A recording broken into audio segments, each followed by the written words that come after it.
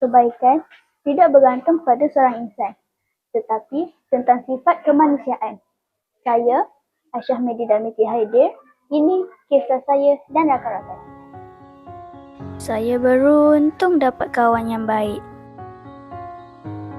Ada Syasha, Puteri. Kami ada sedikit kelainan, tetapi ada juga keistimewaan masing-masing. Macam Puteri, setiap kali orang dalam kesusahan, dia orang pertama yang hulurkan bantuan.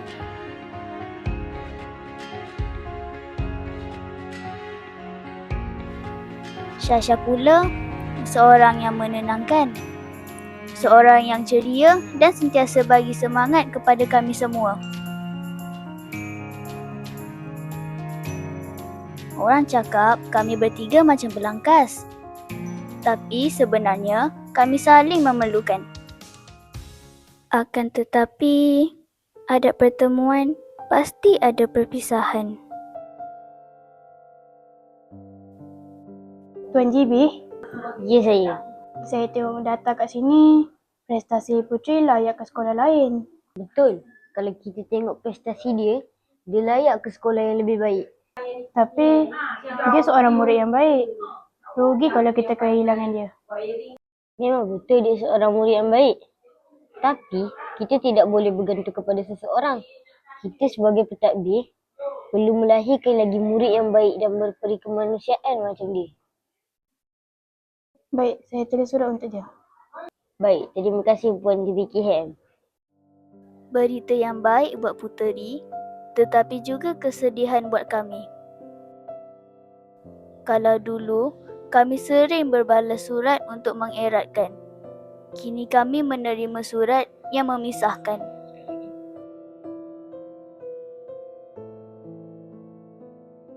Syasha, Puteri.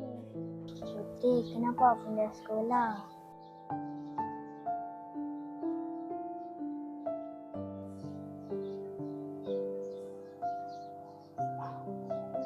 Puteri cakap dia kena pindah dekat sekolah yang sesuai dengan dia. Kami mesti asyik rindu awak. Susah nak cari orang baik macam awak.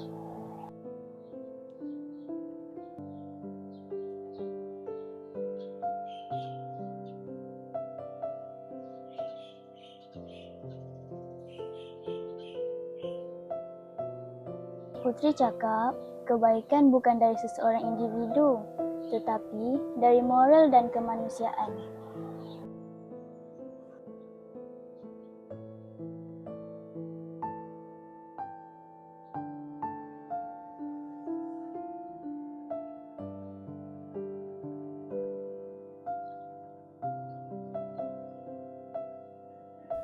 Puteri cakap, awak tak pernah nampak muka dia. Tapi, Puteri doakan awak nampak muka dia di syurga nanti.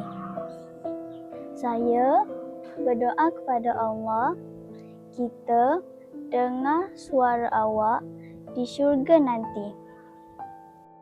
Melalui perpisahan ini, kami belajar kebaikan itu seperti benih. Disiram dengan kebaikan seorang manusia, kemudian perlu disebar untuk kebaikan segenap umat manusia. Wah, menariklah cerita cikgu. Itulah cara nak jadi wartawan PBPSS. Penyampaian kena jelas dan menarik. Cikgu, ni kisah benar? Ya, memang kisah benar. Cikgu rindu kucingan Syasha. Apa kamu dapat dari cerita cikgu? Saya suka Syasha sebab dia semangat. Saya pula suka Puteri sebab walaupun dia tak bersuara macam orang lain, tapi dia lantang menunjukkan sifat kemanusiaan. Alhamdulillah, macam itulah anak murid cikgu. Seorang manusia yang baik, mampu melahirkan ribuan manusia baik yang lain.